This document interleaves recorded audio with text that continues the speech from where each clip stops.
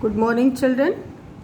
Now we will learn about the second chapter, that is fractions and decimals. So before explaining the second chapter, I would like to introduce you with the books. So this is the book, NCERT book, and it is in your syllabus.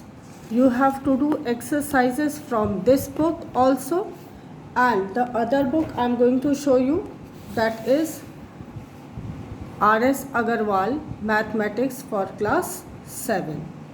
So these two books both will be taught simultaneously, and you have to do the exercises from both the books. First we'll do the exercises from NCERT book, and after that we will attempt the exercises from R.S. Agarwal book.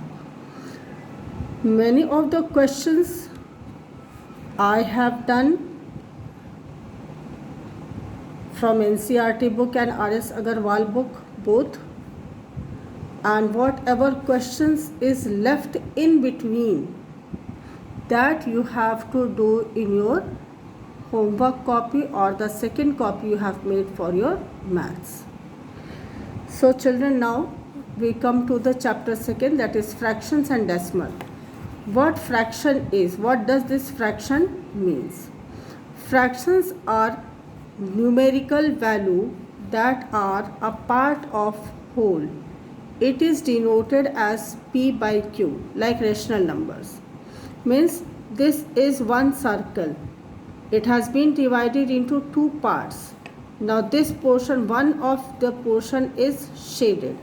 So what portion of this circle is shaded? It is one part out of total parts, that is 2. So the shaded portion of the circle is 1 by 2. Now in the second figure, just see, here there are 4 divisions in this block, and one of the 4 is shaded. So fraction of the shaded portion is 1 by 4. Now if I ask fraction of the unshaded portion, so fraction of unshaded portion will be 3 upon 4. Unshaded is 1, 2, 3. 3 are unshaded, that will be numerator, and total parts is 4, so that will be denominator. So the number written above is called numerator, and the number that is upon, that is denominator. Now we come to types of fraction. So in class 6 also you have been taught about the types of fraction, but still I am revising it. So recollect all these fractions. First one is proper fraction. So proper fraction are those fractions whose numerator is smaller than denominator. Means 2 upon 3. 2 is smaller than 3. 5 upon 7. 5 is smaller than 7. 9 upon 11. 9 is smaller than 11. 13 upon 17. 13 is smaller than 17. So all these fractions are proper fraction. Now second, we come to improper fraction. Just see children, in improper fraction means that is not like proper fraction. So here numerator is always greater than the denominator. So for example, 4 upon 3, 4 is greater than 3. 7 upon 5, 7 is greater than 5. 9 upon 7, 9 is greater than 7. So all the numerators are greater than their denominators. So all the 3 fractions are improper fraction. Now we come to mixed fraction. Just see children, in mixed fraction, one whole number and one proper fraction. It is combination of a whole number and a proper fraction. Like for example, 1 is whole number. 2 upon 3, where numerator is smaller than denominator. So it is a mixed fraction. 3, 7 upon 9. It is a mixed fraction because it is combination of one whole number, that is 3, and one proper fraction, that is 7 upon 9. Now children, we come to the next topic, that is conversion of improper fraction into mixed fraction. So in this you will see 9 upon 5, it is an improper fraction. How to convert it into mixed fraction? So you divide numerator by denominator. Means 9 is divided by 5. So 5 ones are 5 and 9 minus 5 gives you 4. So this is quotient. Quotient will be written as whole number, and it is remainder. It will be written as numerator, and denominator will remain the same. So 1 4 by 5. This is conversion of improper fraction into a mixed fraction. Now second, conversion of mixed fraction into improper fraction. Now here you can see children, I have taken one example, 3 1 upon 2. So you have to convert it into improper fraction. How you will convert? You just multiply 2 with 3. So 2 into 3, and this numerator will get added. So 2 into 3 plus 1 upon 2. Denominator will always remain same.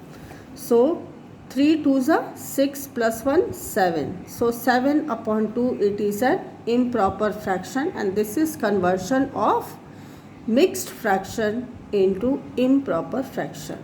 Now fourth, equivalent fraction. This also you have learned in previous class. We get equivalent fractions either by multiplying both the numerator and denominator, or by dividing both numerator and denominator of the given fraction. So one example I am taking for you. This is the small fraction 1 upon 2. Now if I have to find its equivalent fraction, we multiply it by 2, you get 2 upon 4.